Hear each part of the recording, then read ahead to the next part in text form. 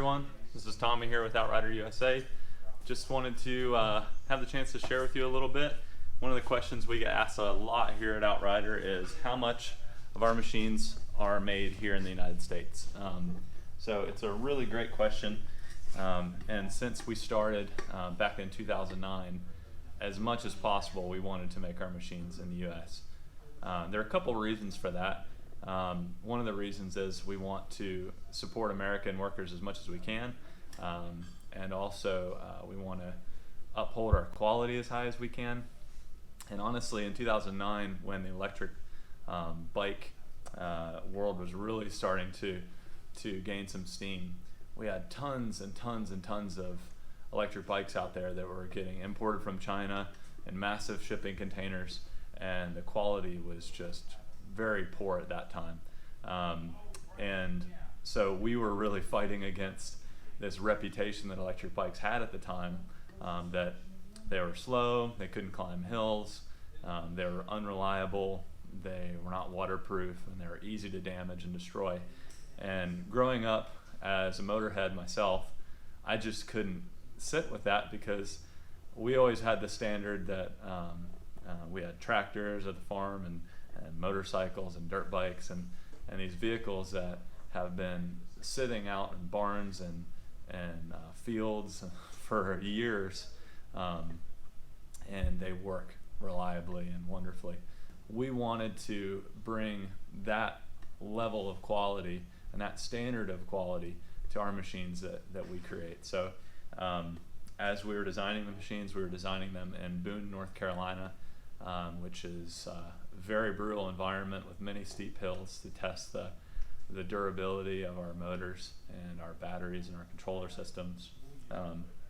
And so we put them through the ringer, and to keep that level of quality up, we had to make sure that we were sourcing components from the United States. So as we began, the heart of the whole system is the motor, and so we were sure to source an American-made motor. Ours comes out of California. They're hand-built there. They are small, they're extremely powerful, and later in this video I'm going to give you a little more close-ups on some of these different components, so you can kind of set your eyes on these components, which when you're looking at the machines online, especially the videos, they sort of get buried away and you can't see them. But our motors were the heart of it, and so that's where we started. So looking over here on this machine, you can see this is our tri-pin machine. This is a Horizon, and it currently just has the seat removed. But you can see there are generally three types of parts on this machine. So the main center section of the frame here is all laser cut and bent aluminum, and that makes our monocoque chassis.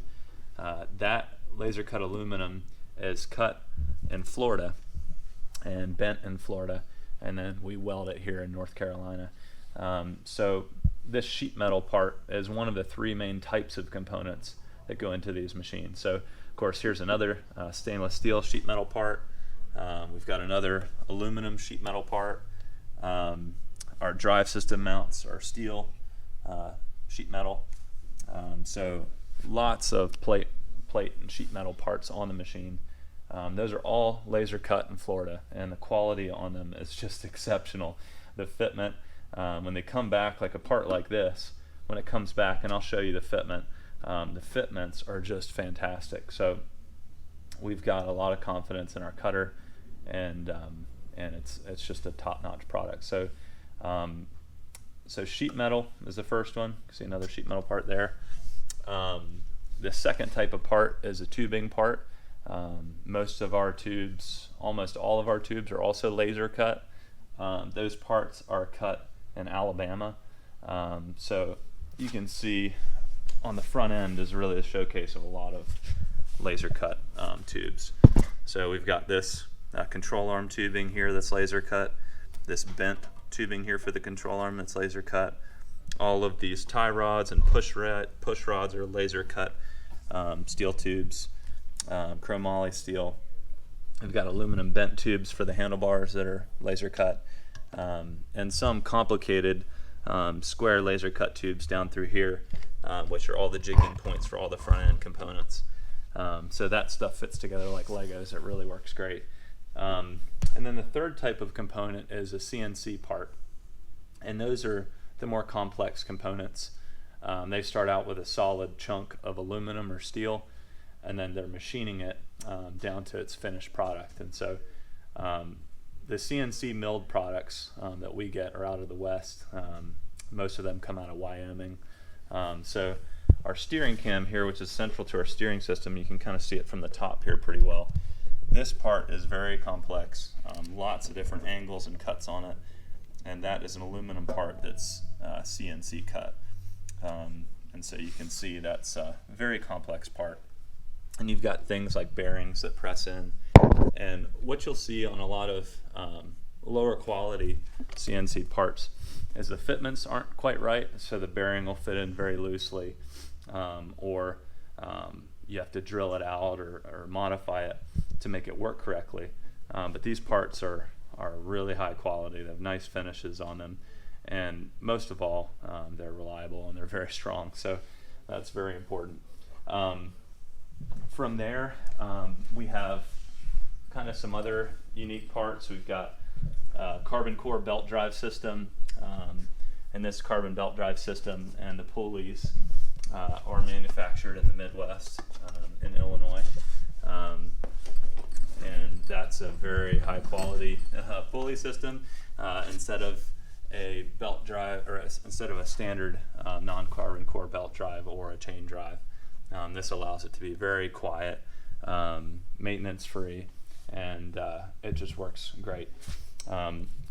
You can see on top here that we've got our motor, and that motor is manufactured in California. That's the motor I was telling you about. Yeah, there's examples everywhere. You can see on these side caps, that's a CNC machine part that gets machined in Wyoming. That's for our charger vent. Our chargers are of course on board on these machines. This particular machine has a high-speed charger that pulls air through the machine. That's very unique with our products, is that we have high-speed chargers on board, so you don't ever have to worry about your charger getting smashed or dropped or wet. These are sealed within the enclosure, and so if you're traveling, you can charge the machine when it's raining outside. And that's something that, when you're touring, it becomes a lot bigger issue, is managing your charger and charging in a place where you're not going to get your charger wet. So those are some of the features on the machines that are either CNC machined or laser cut tubes or laser cut steel or aluminum parts, plate parts. And one of the other advantages with this is, as a manufacturer, typically, a manufacturer that's ordering things from China would order things in a large batch because of the cost of shipping. So it's coming over on a crate. They're placing an order every year, 2, 3 years, and then they're running that same product for those years and not making any changes. One of the things that we've loved about making things in the United States is that we have a lot more flexibility. We're ordering things in small batches because shipping costs are low. So that allows us, as soon as an innovation is available, we begin implementing it right away.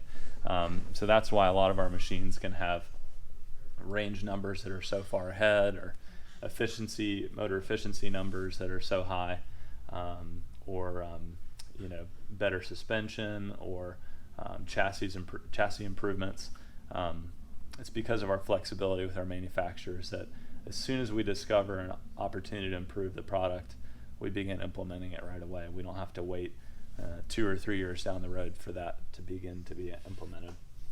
So that's the overview on the machine. I want to show you a couple details on parts, but that kind of gives you a picture of what we got going on with the Outrider.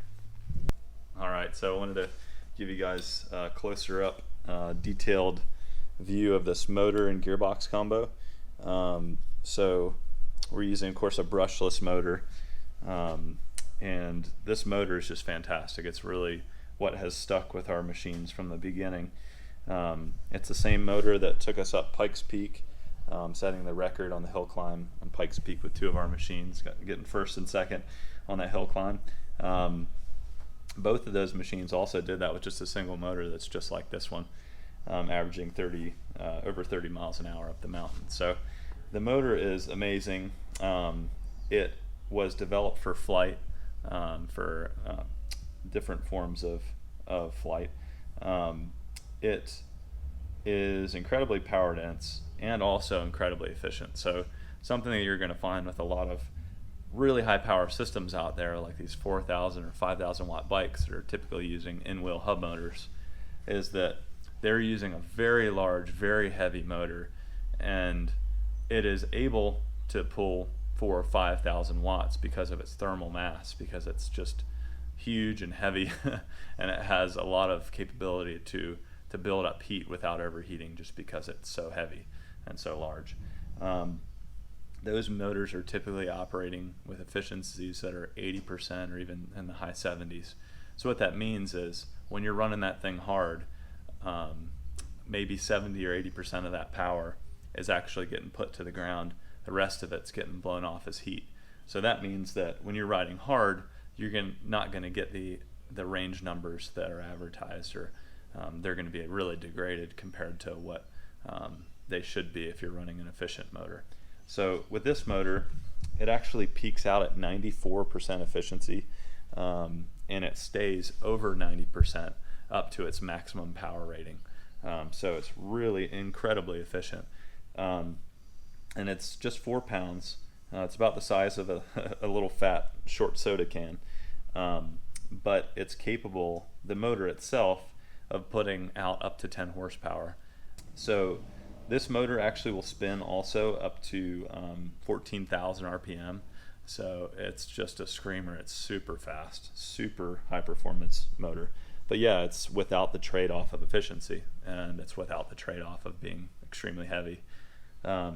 So with these high power, high RPM motors, you'll need, in order to get the torque you want, you'll have to run it through a gearbox reduction, just like you would a car. So that gearbox has to be a pretty special gearbox, because it has to be able to handle a lot of power, and it also has to be able to do it at high efficiency, because it's an electric vehicle.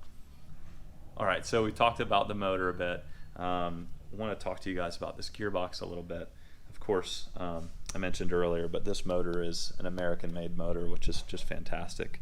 The gearbox, as I said, it's important with a system with this much performance, that you've got a gearbox that can handle it.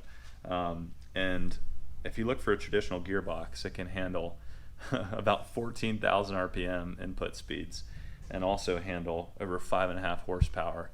And you want it to be smaller than your motor. It's almost impossible to find. So this gearbox is really a marvel. It is a planetary gearbox, and it is German made. There are some things that America does really well, and there are other things that some other folks do even better. And this gearbox is a perfect example of that. So it has a hugely oversized bearing on the output shaft, so it can just handle a ton of torque, and it can do it for thousands and thousands and thousands and thousands and thousands of miles. It's made for industrial applications, especially automation applications. So it's made to run on automated assembly lines day in, day out, all day long. So it's a very durable gearbox, and it's also a very efficient gearbox. This typically operates at 97 to 98% efficiency. So that means, just like the motor, that if you're running this thing hard, you're not wasting all that precious battery power and range to heating up your gearbox or heating up your motor. So with these two combined, it's insanely capable. It can push a machine that's unrestricted close to 60 miles per hour. But again, we set up our machines to be something that someone's going to be able to ride safely and not get in over their head. So we limit it at 45 miles per hour in our Alpha. But it is pretty amazing to think that something that you can hold in your hands that is so small and light is able to push a machine at those kind of speeds, up those kind of hills, and also be so efficient at the same time. So this system is really a marvel.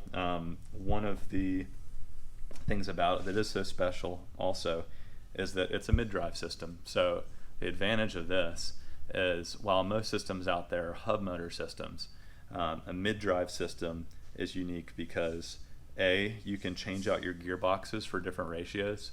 So with our Alpha, Horizon, and Nomad, the motors are all the same. The only thing that changes is this gearbox. So what that means is, if you get a Horizon and you're riding off-road, and then you move to the city a couple years later, and you're like, oh man, I've got this off-road machine and I really just want to ride on the street now. All you have to do is order our Alpha gearbox and you can swap it out, and now you've got a street machine. So that's really special about our machines. So that mid-drive system allows you to keep your motor and your gearbox separate so that they're modular and they can be changed. Also, another advantage is when you have a hub motor, it's very hard to cool those hub motors under really high power applications.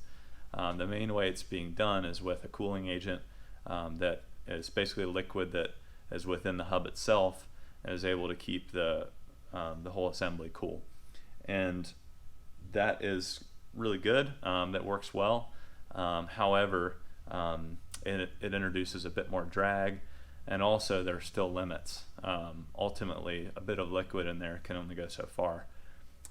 So with this, you can see we've got deep heat sinks on it, and they're oriented so that we have a sleeve that slides over this, and you can push air through the system with one or even two fans that are very high output fans, and it allows you to throttle the fans to make sure that your drive system is staying cool even when you're climbing the nastiest mountains at full speed with a heavy load on a trailer. So that's really the basic overview of this.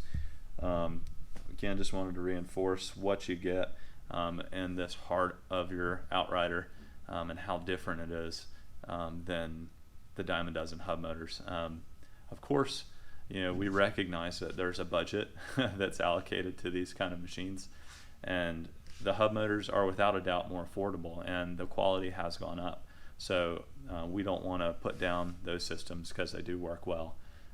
But for high speed, lots of climbing, off-road, and off-road oriented applications, there are some things that really make this system so different. And so I just wanted to take a moment to share that with you guys. All right, so we talked a little bit about our American-made Outrider chassis and all the different types of parts, from sheet metal parts that are laser cut to tubing parts that are laser cut to CNC milled parts.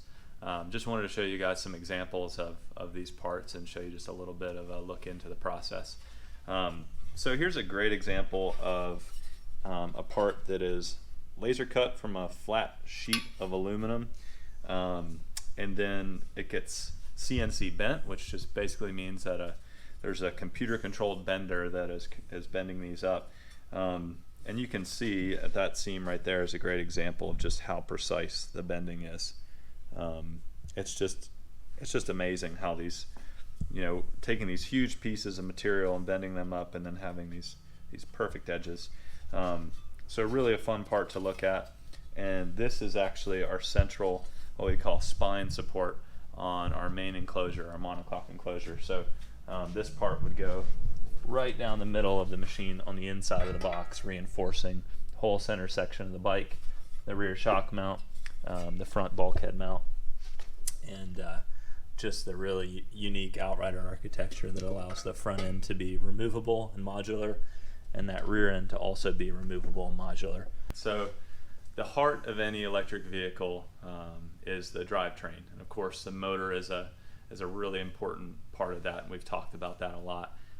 The other components are the controller and then the battery, and I always think of it from a human perspective as the motor is sort of the muscles in the system, the controller is the brain, and the battery is sort of the stored energy or the fat, so to speak. So So I want to talk a little bit about those components because they have such a huge impact on the performance and the longevity of the product. And of course, I want you to know where they come from and what their story is. So we've talked about the motor, we've talked about the gearbox.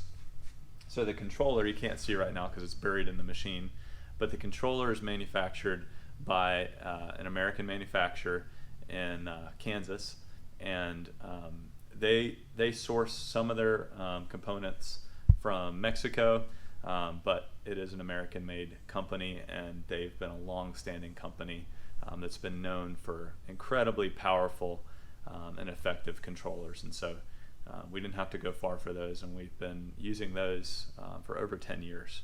So they've got a long-standing reputation as a controller manufacturer that's top-notch. So we talked about the motor, gearbox, controller. So the last component is the battery. And with electric vehicles, the battery has been the make or break point for so many of them. So the battery is something that we've spent a lot of time with, and we've been riding the wave of evolution with the technology as it's progressed. We're always oriented towards range more than anything. We want to see batteries that can go as far as possible and can be also recharged quickly, which is hard to find. And then the third component that we want to see is a cycle life that is what we see as a reasonable lifespan for the battery. So one of the things with that that you get is with a smaller battery where you're not getting as much range, the life cycle of the battery is much more important, because if you're rated for 400 cycles and you get 10 miles per cycle, that's only 4,000 miles. Whereas, if you're rated for 400 cycles with a 100-mile range battery, that's 40,000 miles. So it's a lot. There's a huge scale difference there. So all of those things in mind, we've gone with LG cells, and you've probably heard of LG and tons of other home products.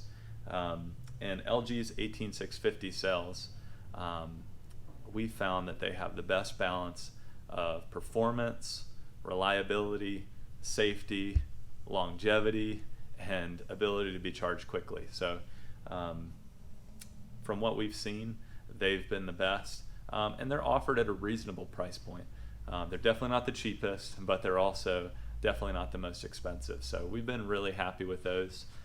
We've been using those for probably 5 years, and we've been really happy. So that's the system. And as far as the cells go, this is important to make a distinction here too. While cells are mostly made in the East, we've chosen for the majority of our packs, to have them assembled in the U.S. also. So that happens in Michigan for us. So it's pretty cool to be able to call and talk with our battery assembler here in the U.S. So that pretty much rounds out the system. There is one other component that we haven't talked about, and I think is worth mentioning, and that is the display. The display on our systems is what you're looking at all the time. It's very interactive. It's what you can change settings on with your machine. And that display that we're using, rather than coming from China like most displays do, is actually coming from Canada. There's a company in Canada that has been just fantastic to support the electric bike community. You guys have some may have heard of it, Grin Technologies or ebikes.ca in Vancouver. They have been fantastic. It's, for the most part, an open source system, and we really like that because it allows our users to get in there and change what they want to change and get their machine to run the way that they want it to run. Also creates more flexibility with power limits and speed limits that can be set to your state, because every state has different requirements. So it creates a lot of flexibility. So there's a lot that goes into these machines. We always say they're like little cars.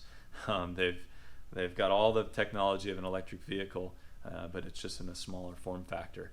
But at the same time, they have the efficiency and range and usability of a bike and the exercise component. So, and with all of that, we wanted to be the ones to make one that is as much as possible made with American-made components. So while this has been a longer description, we wanted to really peel back and show you guys everything we could about the American-made components in this and what that means for quality and performance. So here's another example of these parts. You can see this is just a piece of aluminum sheet that was laser cut and then bent, and this will eventually become a seat. As it is right now, it's just cut and bent, and it's extremely lightweight. And then once it heads off to welding, it gets welded up and it becomes a seat. So we've got these ribs that get welded on the back.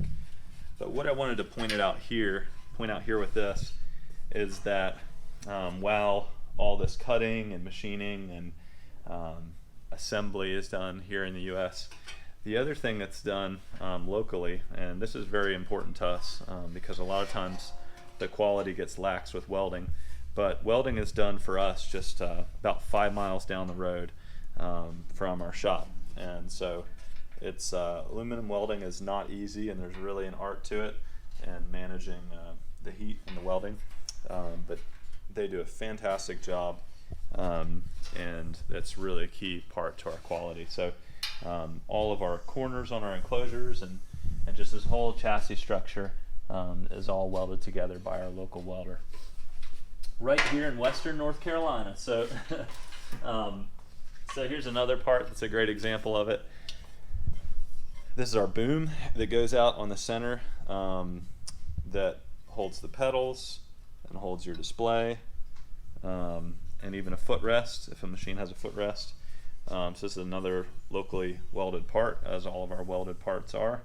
But the following step after welding is powder coating. So it's not power coating, but it's powder coating. And the reason is they electrically charge this piece of metal, and then little bits of almost plastic dust attract themselves to the metal and stick onto it with a sort of electromagnetic charge. It's what allows this to be so durable is that it gets baked on in an oven. So it sticks to this so nicely because this is sandblasted before it gets powder coated. So this is what it looks like beforehand, and then they sandblast this thing to give it a bunch of surface texture so that this powder coating will stick really well. And again, this finish quality is another thing that we have real tight control on to make sure all the steel parts are going to stand the test of time and resist any kind of corrosion and rusting. So this powder coating is done about 10 miles away. So this is another locally done process. So almost every part of the chassis manufacturing is done here in the United States, which is really special and unique to our products. And that's really the big picture of it. We'd love to just answer any questions you might have about any other components of the bikes or any of the details about what we talked about. Yeah, we've worked really hard, and we recognize that our machines are expensive. We don't just brush over that, and we're not doing some massive amount of markup. There's just a ton of work that goes into these machines, and that work is done in the United States. And of course, our labor rates here are a lot higher than they are in other places like China and elsewhere. So that's where most of the cost comes into this. The upside of it is that we've seen every part of the process, we've been part of it, and you're getting a quality product through and through. And aside from just the quality, we also have their performance component that these machines are putting out power at levels of efficiency that are unprecedented, and so that's something else that you're getting when you choose an Outrider. But yeah, if you have any more questions, let us know. Any suggestions, ideas, thoughts, comments, just let us know. We'd be glad to answer it, and thanks for taking the time to watch. Cheers.